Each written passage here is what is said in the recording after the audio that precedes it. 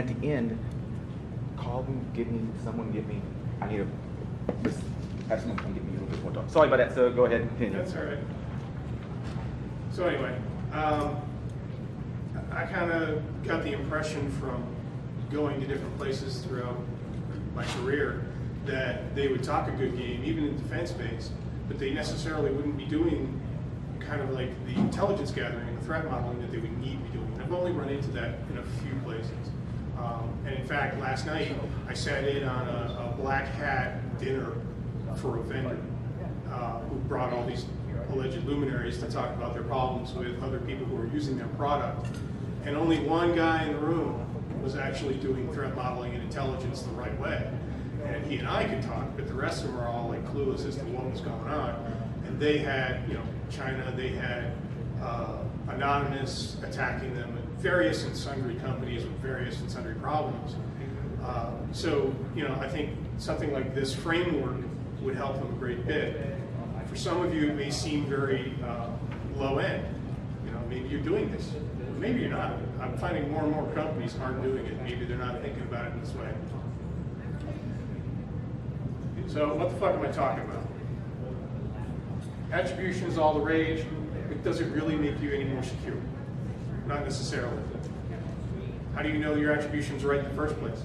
Are you an intelligence agency? Unless you get a call from an NCIS that says, hey, we got this data, it was in Chinese hands, physically in Chinese hands. Then you can say, oh, the Chinese had this. Or maybe it was passed to them. But you're not going to be able to definitively say that it was China. You can always have a compromised box. You never know. What I want to get out is how to collect actionable intelligence and how to put that into an InfoSec setting. There's a problem in our industry where more and more it's becoming militarized. You see it even in this presentation, there's militarized speak. OSINT, SIGINT, human, stuff that I've dealt with in the past, and it's becoming more the rage in the scene, but it may not really apply to what we do working for craft, let's say, So, no, really, what the fuck am I talking about? Attribution is mostly fucking pointless unless you use it intelligently. That's the key. So, problems I usually see, I've pretty much already covered that. You've got orgs that are in reaction mode only. You've got orgs focused only on attribution, so they can have blaming, shaming, whatever, it's an excuse. Or orgs that don't use any threat intel at all. And I would put them more toward the reaction mode. But I have seen places that are totally oblivious. No reaction mode, they don't know they've been hacked, they're clueless. And orgs misinterpreting the intelligence that they're getting. It's pretty common as well. So let's reframe the argument. Attribution today is a 180-degree process for the most part. I've seen in regular business. It's China, oh my God. Let's buy a product. Let's get a shiny blinky light thing. Attribution actually needs to be a 360-degree process, or a centric process, where you look at what's happened, you look at who's doing it, how they're doing it, what's going on, and then turn it back and say, okay, what about me is making them do this to me? So I came up with this intelligence framework. It's really not very in-depth. I'm still working on more of a paper or a framework to put out. But it's the use of telemetry and some attribution, technical reports and updates, pen testing and bone scans, forensics, psychology, sociology, and criminology, which you don't hear a lot in a lot of this sphere. You have to know what they're after, why they're after, how they're doing it, not just on a technical level, but their foibles. You'll hear a lot out of Mandiant about some of this stuff. They kind of go into it. And they do have people who are former intelligence people looking at this stuff and going, oh, I know this guy. And then they'll do the background work, do the OSINT, and they'll get this guy that's, like the guy that they found was posting on some bulletin board blog he had about how he loved, well, I forget what TV show it was like Prison Break. You know, that's good OSINT, and that's a good insight into this guy's mental picture, what he's doing and why he's getting paid. Is he a true believer? That's all the OSINT. So you use this to influence the executive comprehension level, technical controls, policy changes, security awareness, security posture, effective defenses. And that's it. You use all of these to look at your own environment to see what's wrong with it, how to fix it, and what the trending is. So the first principles are: know thyself, know thy adversary, understand thy adversary. Didn't mean to do that. And defeat thy adversary. Now, it's a misnomer for me to even say defeat. It was just for effect, really. I don't think we can ever defeat them. And I said this last night to that group of 20 people at this table, and it went over like a fart. If you don't go into business, into your work every day, just assuming that you're already compromised, you're fooling yourselves. I was the only pen test guy at that table, and they didn't like that, especially the vendor didn't. So you use threat intelligence. I went and Googled threat intelligence. I just wanted a definition. I couldn't find one. There's no Merriam-Webster. I think there's one of those common dictionaries for street language kind of thing, but it really didn't have anything good. So I came up with this. It's the collection analysis of technical and other data within and without an organization to determine the threat to your environment. That's threat intelligence. Threat intelligence, a lot of times I hear, is reversing malware. You know, it's kind of one-dimensional. It really does depend on what you're doing. If you're a reverser, that's all you do, that's your threat intelligence. But you gotta have a bigger picture. You gotta have other people in there. You can't just do one thing and expect to know what's going on. So, collection. You've got technical threat intelligence, which covers your internal sphere. It's understanding the architecture that you have, involving security and change control processes, performing vuln scans and penetration tests internally and externally, logging, correlation, and alerting, leveraging security metrics in defense in depth, incident reporting, and DFIR, of course. Now, this may seem standard to you, but how many of you are actually taking all that and then generating an actual report that goes to the board or goes to the CEO? One. Anyone else? Anyone else seen it happening anymore? Just one. So, technical threat intelligence for external. So you've got your O days on sale, you've got your O day +1, you've got your vulnerability alerts, patches, your IDS, your firewall logs, your DMZ logs, and leveraging as many security feeds as you can. So, in this, when I talk about O-Day, I'm talking about doing a Brian Krebs. You gotta have somebody out there actually going on these sites and knowing what's going on. Not just reactively getting an email saying, oh fuck.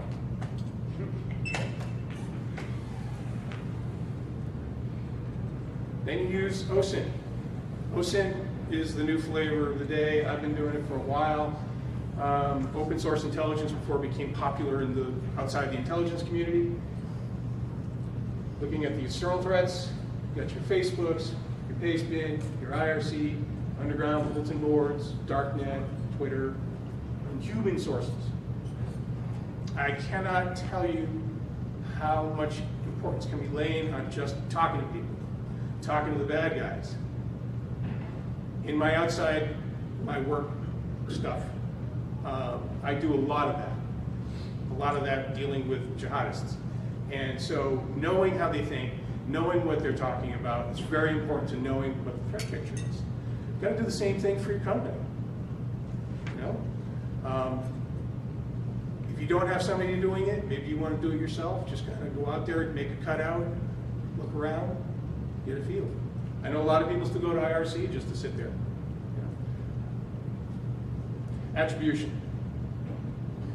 I really am loath about all the crap that goes on around attribution lately. It's like the ABT and attribution are two bugaboo words I really despise.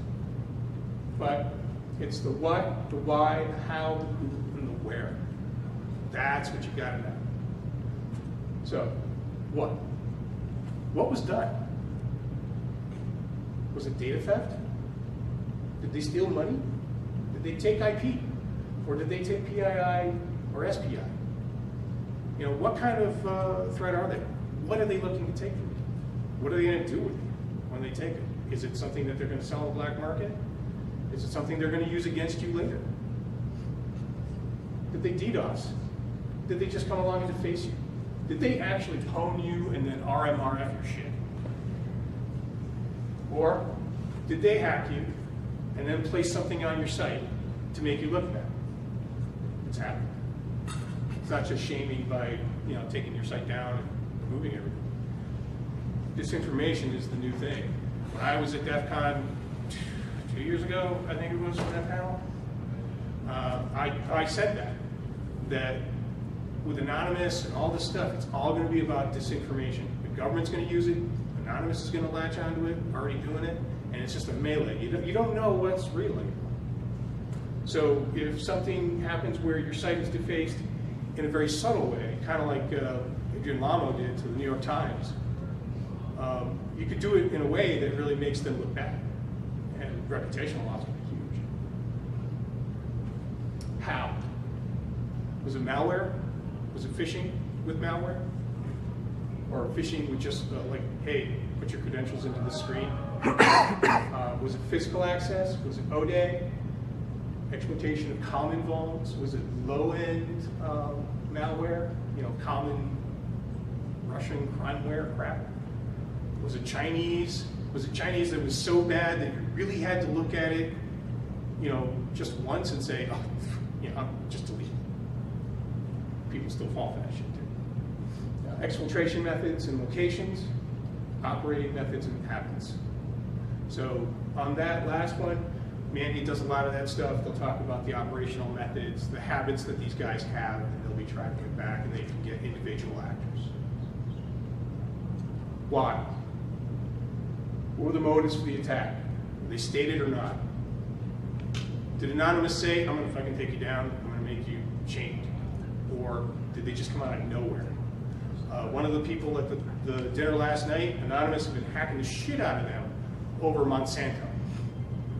They're not even Monsanto, they're just sort of affiliated with them in a general way. But Anonymous just locked onto them and it's like, hey, look, shit's open, let's just deface. And the thing is, they actually told them they were coming, and yet they still didn't, because they had so much stuff out there they didn't know about, and they didn't have a security posture. Was it financial gain? That's kind of hard to tell sometimes. If you are tracking back and you actually see your data being passed on for Bitcoins, then you know it's financial. If it's credit cards, obviously, reset. Were there political motives? Anonymous, others? Was it a random action? Was it just target of opportunity? Target of ease? Who? Individuals? Non-state actors? Nation state? Or teenagers? Rivals? Chaotic actors? Anonymous, anyone again? I mean, actually, Anonymous can be fit into all but non-state, or all but like a state actor. But even then, you've got states now using disinformation. They say it's Anonymous, so it was actually a state. It was China. I don't know. Where? The regions of cybercrime? Was your data being exfiltrated to Romania? Usually that's Russian crimeware, stealing your credit cards. Tie that back to what they took, if it's credit cards or personal data, yeah, it's probably them looking to scam your money. Commercial proxies, anonymized VPN, cutouts, which is basically anonymized, VPS VPN, but you can also set up a whole identity and just have it go back to that if you're really that interested in doing it. Nation state stuff. Compromise process. So you've got a lot of vectors, even looking at them in depth, unless you actually physically own that box, what can you say? You can't say for 100% sure anyone did anything, right? You only have a good guess. And that's what the attribution problem is. You have a good guess, unless somebody from Leo comes and says, here's your data, we got this guy, he had it in his hands, and he works for this company or this country, which I've seen happen. So analysis, the importance of analysis. Yes, sir, Mr. President, sir. Iraq has weapons of mass destruction, and that yellow cake from Nigeria is a slam dunk. Everyone remember that? That's the CIA director. Former. The brownie of the CIA directors. Technical analysis. So you've got technical intelligence reports. You take all your analysis, you develop reports. The security state of your technical environment, the security landscape in the wild, successes and failures of your technical measures, successes and failures of the adversary against you, and you process that. So then you get to processes, your processes in your organization. Are they working? Are they not? You know, processes in place, breaks in the process, successes in process that actually mitigated attacks. Don't look just at the negative, look at the positive. See what worked. And then OSINT. This is a more soft field. You know, threat reports on actors, current trends in attacks, current trends on targets, threat actor information that shows intent. Let me go back. So all of this stuff is really subjective. It's looking at your open source intelligence, maybe having human assets, maybe just being in IRC, darknet, seeing who's talking. It's really more, and there's a slide later, it's called RUMIN, which is rumor intelligence. You know, what do people say? But you've got to take all that into account and analyze it and give it your best guess. And really, here's the thing. All of this stuff, all intelligence work, it's like that scene in Patriot Games where they bring Jack Ryan into the room where they're showing the actual raid where they're killing the guys in North Africa. And he's like, oh fuck, what did I do? Well, the Admiral says it. It's like, you made your best guess. You used all the information you had, and you made a decision. And that's what you gotta do. So after that, it's up to, other than the technical means, it's up to management to make decisions. And even on those technical means, they may not sign off on risk of doing things. You could say something's a risk and they'll say, well, it'll break the business, can't do it. Face that every day. So in attribution, you're looking at the locations, the originations, the actors who may be doing it, the context of why they're doing it, and what they are after, and how they're doing it. So you take all this and you put it into an intelligence product. This is the report. The goal in intelligence reporting for InfoSec is much the same as it is in any other intelligence organization. You're seeking to show threats internally and externally. Technical reports on your security posture, status of your technical defense measures, your likelihood of compromise per vulnerability, standard stuff that we do every day as Blue Team. Current adversaries and how they've succeeded in the past, current adversaries and how they've failed, and methods used and the compromises, your DFIR. Then you take the attribution reports, you know, attack vectors, types of actors, goals of the attack, locations, DFIR, do your OSINT, vectors in the wild, RUMIN, your rumor intelligence, your human, and your tech-in. Tech-in is new in a way. It's all of those technical measures that we do every day as Blue Team to ensure that we have patching, ensure that there's a vulnerability scan, and all that stuff. We're putting it all together to provide context, an overall picture. generating that whole picture of your environment, the environment outside, and who's after you, whether it be just regular crimeware, whether it be nation state, whether it be chaotic, and giving that to your superiors, who may just clueless. And you know, this is to say that you can even get something like this off the ground in your organization. A lot of companies are going to look at what I'm talking about and go, no, we don't have people who are looking to take us out like that, or we don't have the money for this, we don't have the time. So this all leads to response. And the first thing on response, everybody's talking about hack that. I have one word. I know there are some people over at Caesars right now talking about, I feel pain in my head about their sales of what they can do. We're gonna go get that shit back for you. It's too late, it's already out. Horse is out, gone, barn's on fire. Look at your own environment. Don't go after them. So, you've got, once again, it should be a 360-degree approach. Look at what's happening, get yourself, understand the attacks, understand who's using them and why, understand your weaknesses, and leverage the adversary's methods to defeat them.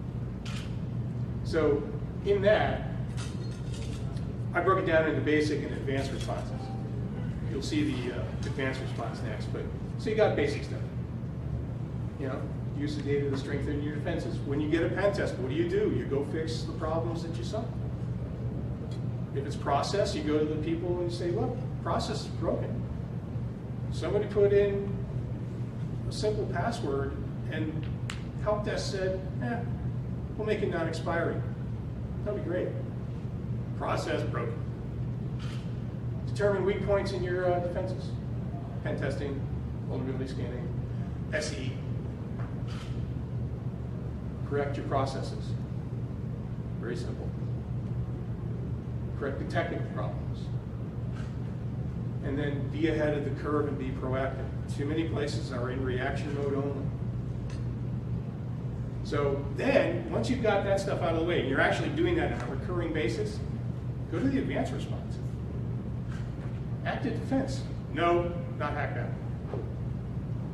And really, there is a difference between active defense and hack that.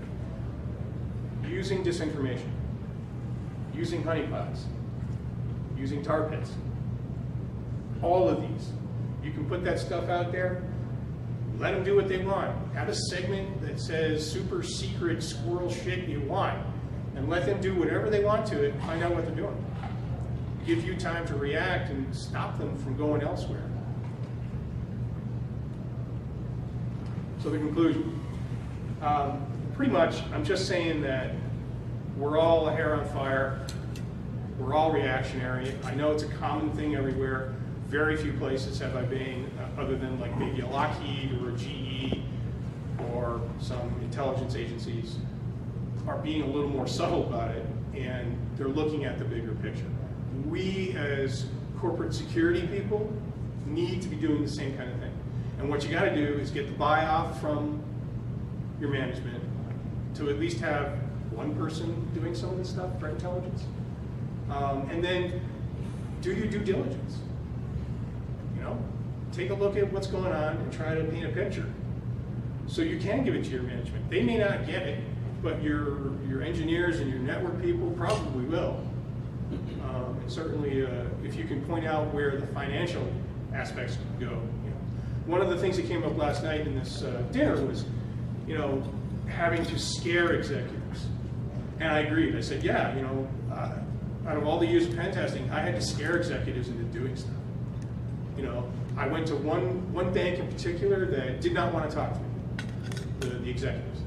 CIO, CEO, CFO, they're all like, fuck you, we don't care. Well, I went, I did my pen test, and I turned around and I said, you know what, these guys are assholes, I'm going to do the extra benefit. And I created dossiers on each and every one. Their families, where their kids went to school, their patterns of behavior, satellite photos, all this shit. I did total footprint of it. And when I presented the report, there were, you know, 3 or 4 manila envelopes, and I walked away. I heard, like a day later, from IBM, they were not happy. They didn't like that. But it made a point. Years later, I found out through somebody else that they remembered that, and they made a lot of changes after that. Because not only could I do that to them, but you could steal $20 million from them in a very simplistic manner without the government knowing. So, you know, it's a big picture, and you got to look at it all in order to understand the threat matrix. Nickerson says it a lot.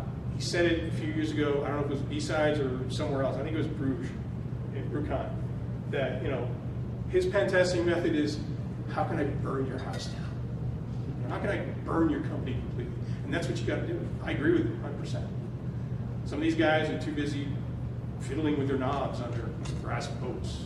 They're not paying attention to this. So maybe you got to use scare tactics. It's unfortunate, but it's true. So by using the intelligence framework, you can understand your security posture and improve it, understand the attacks carried out against you, understand the adversary's modus operandi, and proactively prevent attack hopefully. But, I'll reiterate, you have to get buy-off from these executives. You have to have a focus on your own environment. And you have to remember you're on defense. A lot of people out there want to be red team. Ooh, I get to ride into town, fuck people over, and ride out again. I used to love that part of it too. Now I'm not in that position anymore. I got to deal with all the shit. And, you know, at least this makes it interesting, but it's important. This whole idea of hack back, I think it's all just red team nonsense mindset. And that's it. If you want to reach me, you can reach me here. And how much time do we have? 30 minutes. 30? Wow. Questions? In a tweet after the Boston Marathon, you suggested that this could be an example of a standalone complex, like in Ghost in the Shell. Could you elaborate that a little, and what the defense, if any? What it kind of turned out to be. These two kids, well, one guy and one kid, alienated themselves from our society in a way. We helped them a lot through just the nature of our society, but they went online on their own. There were a lot of stories about possibly there being some mom. Turned out to be not the case. They did this on their own. And it's that standalone complex idea of the laughing group, Right. where one idea becomes sort of amplified in the net, and people latch onto it and start saying, I'm going to do that too. Either it's cool or, you know, whatever. And this is a problem with you know, jihadist terrorism now, and even AQ8P and Al-Malaham really kind of took that up and started saying, well, you Westerners have this magazine that gives you ideas, go do this. And the problem that they had originally was the Westerners were Western mindset. They weren't Eastern mindset. They weren't raised in the country necessarily. So it was harder to radicalize them. And that's what I meant by that. Any other questions, comments? What are some of the tools that you use to help look into like that OSINT, other than looking at forums and IRC? Do you have anything in mind, or is that typically all there is? Well, there's a lot of online tools you can use, like Court of Future, stuff like that, aggregating systems. Maltego is a big one. You can write your own transforms. You can use the transforms that are out there. I've been using it since they first put it out there, and I like it.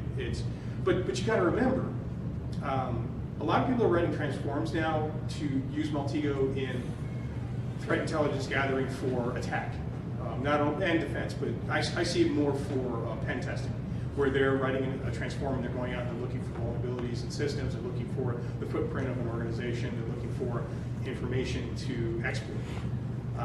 And that's more technical information.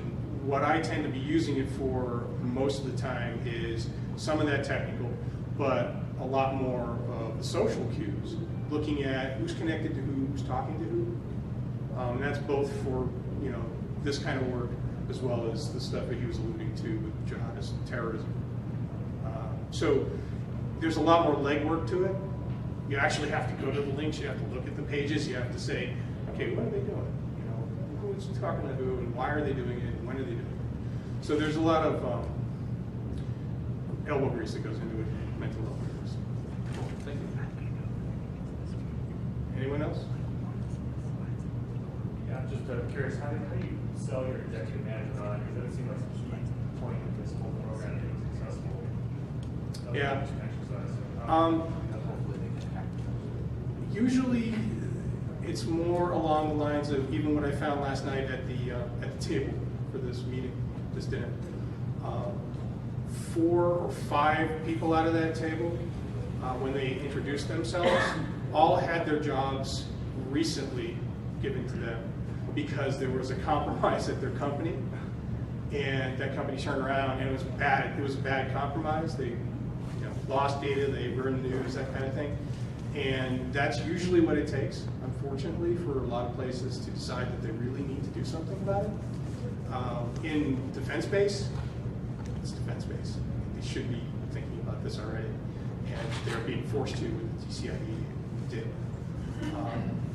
But even then, I've only seen a few really leveraging this. You got to have a lot of money if you're really good. I mean, there are teams of guys just doing rehearsal, like 5 or 6 at a time. There are fewer places with guys just surfing the net, going to talk to people and collating all that data and actually just being intelligence analysts. And what I've seen is a trend. Last year, Bank of America, which originally there was a slide about Bank of America, which I redacted because it just kind of died there. But they're a good example. When Anonymous started doing their thing, they decided that they would hire an intelligence team, a threat intelligence group. And what they did was they outsourced it. And all these guys from LinkedIn, with all their LinkedIn information on those pages, and that they were doing Bank of America threat intelligence. And Anonymous caught on to it and found that they had put a whole bunch of their threat reports on internet-facing server without any crypto, without any controls around it. So they were like, woohoo! And they took it down, they put it up on torrent, I pulled it down, I started reading through all of it, and I was like, this is trivial. I mean, unless there's another portion that I'm missing, it was all like rumor. There were no reports. It was all just raw intelligence data, which wouldn't do you any good. And I'm not sure if they were actually doing any more. And actually, I'm going to be talking to somebody from B of A tomorrow and ask him, because he's in that area, and say, what were you thinking? It was much schadenfreude when that came out.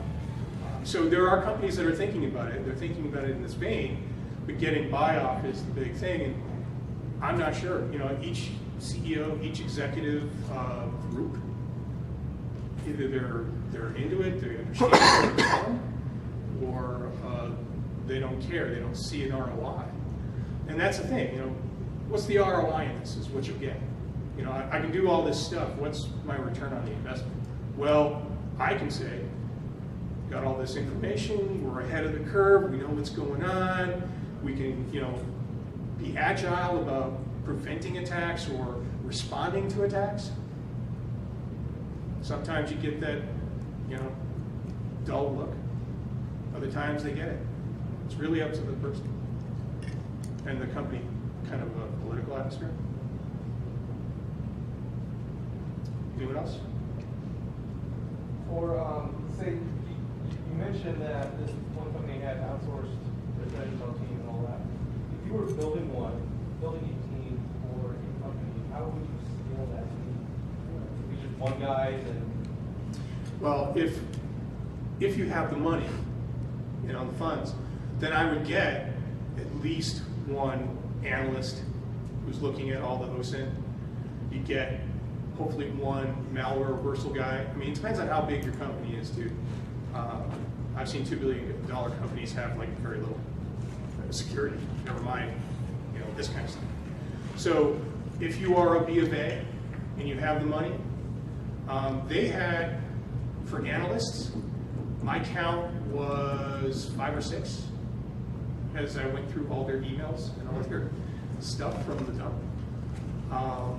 But that's not to say that they didn't have more. They were all reporting into a central person who was then reporting up to management. And that's, I didn't really go into that in this talk, but you really have to have an infrastructure of report to chains. Who's doing what, that's their only function. If you've got a SIM and you've got a big environment, then you should have at least 1 or 2 people just running that SIM because shit's going on all the time. But unfortunately, a lot of places just go, well, we'll buy the shiny thing and we'll put it in, and then you come up with some rules and have it ping us when there's something wrong. And then you're retasked to go do something else. And you have 5 other things you gotta do, but you're not paying attention to the SIM. And that SIM information, nowadays, like Splunk has a console now for security, where you're taking all that fire hose, you're just putting it into that console. Well, how many people do you need to look at that console? Should it be 24/7 SOC? Do you have a big environment? Maybe you should. Maybe you should have a 24/7 SOC. So if I were in that situation of a company that had the money, I'd be lobbying for it. I wouldn't say it's a showstopper, but it's not going to make your life easier. All right, I appreciate it. Anything else? I apologize, I missed the middle of the discussion. Is there anybody out there you think is doing it right? Yeah, in fact, you know, Lockheed Martin does a lot of good stuff. But last night, GE, I talked to this guy at GE, and they're doing stuff that was even beyond this. They developed some stuff that was looking at malware from an epidemiological aspect to determine who had coded it and what it was doing. It was really cool. Okay. And they had an infrastructure where they had a report to chain. They're defense-based. They also have a corporate side. So, and that's a division that you have to deal with too. If you work in a company that's defense-based and has a corporate side, how do you deal with that? You know, you've got defense, they've got the secret squirrels, they're not going to talk to you, but it might be your side of the fence that actually gets compromised that leads to them. And unless you're working as a whole, you don't have the whole picture. Okay. What about the military? Military or government? I think military and intelligence agencies are doing it. I think the NSA is the premier of that. They do a lot of this stuff, and along with the more technical sifting and everything else we've seen in the news lately. But yeah, even the Air Force, when they had a team, was doing that. They came in my place and they had guys doing different things, and it was all, you know, tied together. They did the footprinting. They had, you know, typical red teaming, but there was more to it than that. And even like a Nickerson is doing this kind of stuff just on the red team side, where you got different guys doing different things. You know, put it all together. Anyone else? All right, and I shall let you go. My rant is over.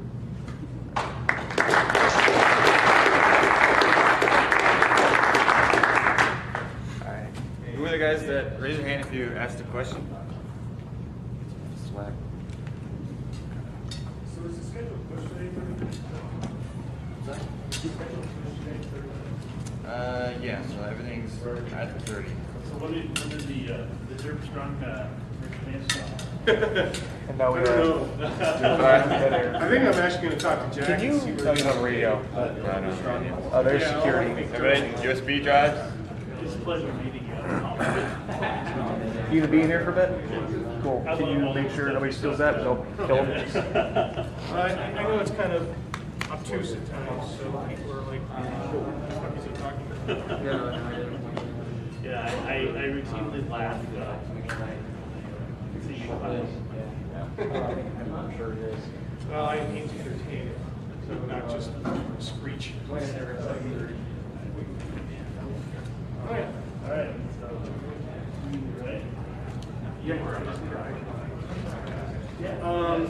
of visiting kind of. I did a bunch of bars up there, like, Well, what's the view side? So I switched it over to this when his slides cut out. Question for you, sir. Oh, this is still recording, man.